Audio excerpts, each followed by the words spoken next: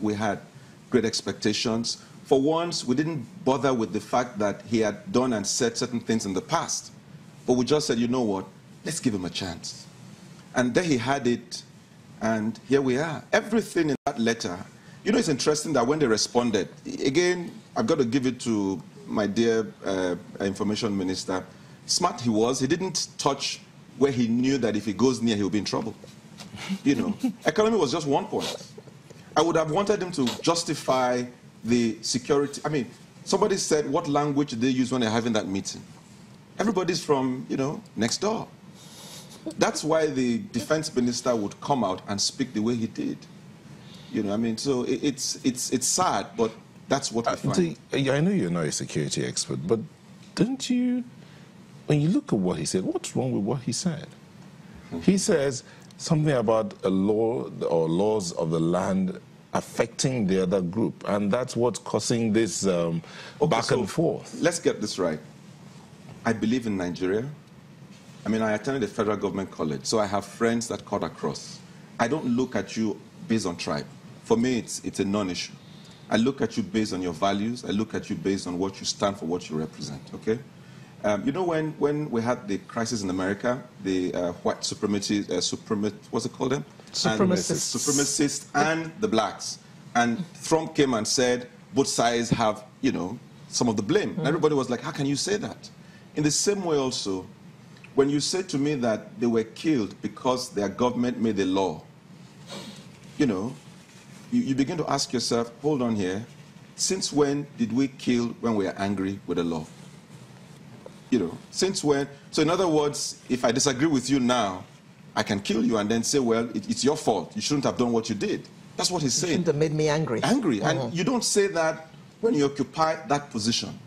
You know, it's almost like everybody's defending their own people, you know, their own. Unfortunately, the country is the worse for it. I don't think we've ever felt... I mean, I belong to different groups on WhatsApp.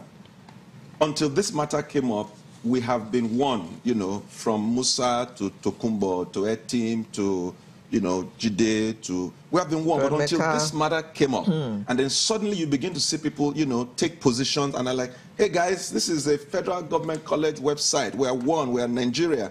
But everybody's, you know, to your tent to Israel, that's where we are. It's unfortunate. So the tenets of, or how do I put it now, the tenets or the principle behind the federal government college thing, you lost it because of this matter?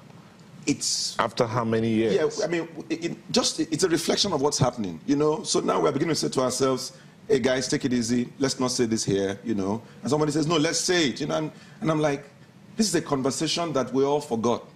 Because it was never an issue as to, hey, you know, where you came from. You ate together, drank together, did everything together. I served in the North. So I consider myself a Nigerian, but suddenly it's becoming like, oh no, you know, it's like Animals Farm, you know? You're an Edo man. And some animals are more equal than others. That's it. Okay, now let's. I'll take you back a bit. You said something about the person behind the message, and you said that's not the point. There are others who are concerned about that part, being that they'll say he wrote, he has written to almost all the presidents, and anytime he wrote, after his letter, something happened. Can I share a joke with you on that? A friend of mine said, please let him write to me. Meaning that I would at least be president for some time. And then I will qualify to get a letter. Yes. Okay. Yeah. So why would you say that's not the point? They're begging the issue. That's my position. They're begging the issue. You know, I do a bit of, you know, Bible studies. Once upon a time, an ass spoke to a prophet, an ass. And the ass said, listen, you've been writing me all this while. I've never said no to you for once. Can't you see there's a wall in front of us? Sorry, for the sake of our viewers, a donkey. A donkey. Thank you very much. So for me, you see, I'm not interested. Discussing the messenger, it's irrelevant. It's totally inconsequential. It doesn't take anybody anywhere. It doesn't add any value to anybody. All right? And take it or leave it, that messenger has done his bit. All right? I mean, he can speak whether you like it or not, because he's done his bit pretty well as far as Nigeria is concerned, all right? And somehow a lot of people, both within and outside of Nigeria, seem to want to say, okay, let's listen to him. Now, my point is I'm not really interested in the messenger or his credentials, all right? So that's it's an aside. Let's focus on the content. Like you rightly said, he has spoken our minds. Okay, and at the end of that letter, he now makes a suggestion as to the way forward, coalition of Nigeria. What's your take on that suggestion? I'm not a politician, but I have studied. You're an analyst. Yes, so my take is that I doubt. Now, if we could get a groundswell of uninterested Nigerians to become interested in politics, as in get your PVC and go out to vote, they may stand a chance. But the way we are now, there must be some alignment with, established politicians if you want to make any headway. Otherwise, it will be difficult. You will just end up as an NGO or a pressure group, at least not for 2019.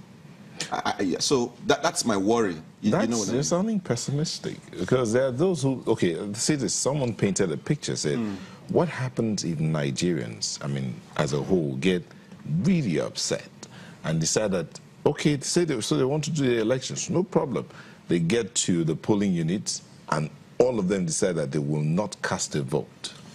That's the extent to which the person was talking how upset he is and how upset he thinks that Nigerians can get. You think it's not possible to get to that point? Those of us who live in Lagos, those of us who are active on social media, must recognize that Nigeria is far bigger than Lagos. It's far larger than the few of us that are on social media. And the bulk of our people have not gotten to that level of reasoning. All right? The bulk of our people will still follow what it is that we should do. Yes. And that's the problem. So, and how much did they give us to do it? That's it. So until you have a critical mass of educated, enlightened people, so when we see the things that we see abroad, we forget that there's a foundation. All right? Educated people. Just hold that thought, please, Norwa. We'll just take a short break, come back and continue the program.